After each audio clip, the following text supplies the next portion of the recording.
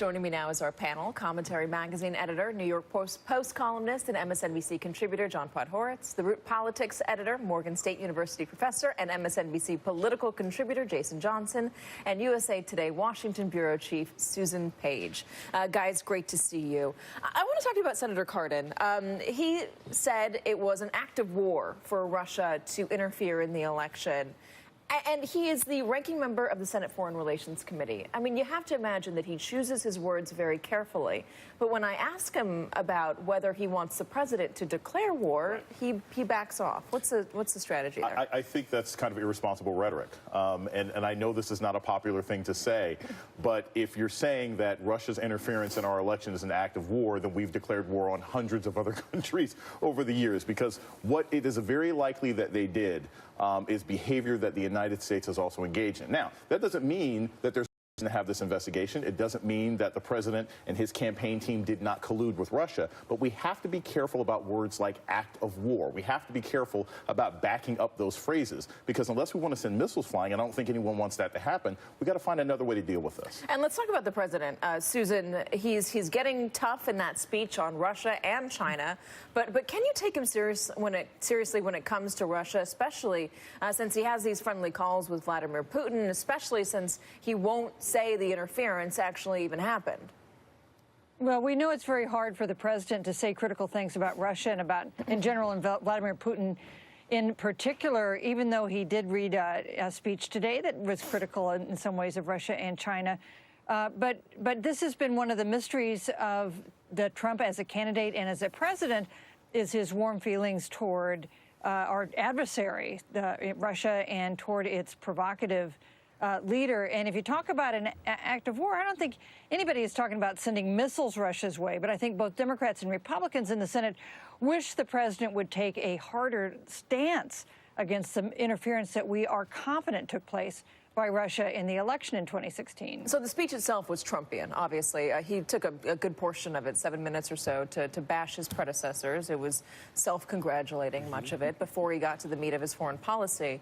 But when you look at the foreign policy, I mean, does that look like Trump's foreign policy, or is the foreign policy of Trump's advisors? I would say that the foreign policy laid out in the speech and in the national security document released today is a fairly conventional Republican foreign policy doctrine, with the removal of language about the need for democracy promotion, but the logic still being that if you're going to have a somewhat interventionist role in the world, obviously you're doing that in part to think that you can do good in the world. It's a pretty significant shift from his rhetoric on the campaign, where he sounded very much like a classic leftist, arguing that American intervention in the world always goes wrong. It's bad for us, it's bad for them. We're no better than Putin, he told Bill O'Reilly during the Super Bowl at the beginning of the year. This doctrine takes this in a different direction, much more conventional direction. Yeah, not isolationism, which people attributed to him during the campaign, more non-interventionalism. Well, if that, I'm not even sure it's that. This was definitely different than that. But looking at you also have the Mueller investigation and this noise about Mueller not being fair, not being impartial. You have the text messages, now Trump's lawyers, and I'm interested in this. Trump's lawyers are going after Mueller, saying that it was illegal, that they got these emails from the Trump transition team, John, unfairly. They weren't supposed to do that. But instead of going to the courts or going to a grand jury and saying that this was not right, they've sent a letter to Congress. Why suddenly is Trump's legal team making a break with the attitude they've had so far, which is we will work with Mueller? I mean, I assume in this case that they were surprised to discover that these emails were in Mueller's possession, and that they freaked out, that they were gotten in a different way, probably totally legitimately, and because they make claims in the letter that make no sense, like they claim executive privilege. Well, this was during the transition. Trump was not yet a sworn executive of anything except his own corporation, and therefore cannot claim the right to withhold documents from anybody on the grounds that he is president. That's a weird They're and also claiming specious argument. attorney-client privilege, though. Right. There's a lot of look. There's a Trumpian foreign policy and there's a Trumpian way of dealing with legal matters, which is make a lot of noise and scream and yell and hope the other side gets afraid and starts backtracking on what they're doing. But this is new for the Trump legal team. Right. It's new for But not for Trump personally. No, but what it's the legal Jason team which describes, raises a red flag. Right, but what Jason describes is the Trump legal strategy from the 1970s on. Exactly. This is what he exactly. This is what he has a tendency to do. Look, Mueller's not that dumb, right? He's not going to acquire emails or anything else like that he's going to get caught for. He's going to have an issue with. But I also think it speaks to the fact that I think Trump and his lawyers, even if the president privately thinks, "Hey, I'm going to be exonerated," I think his team is realizing, wait a minute, this could be a problem.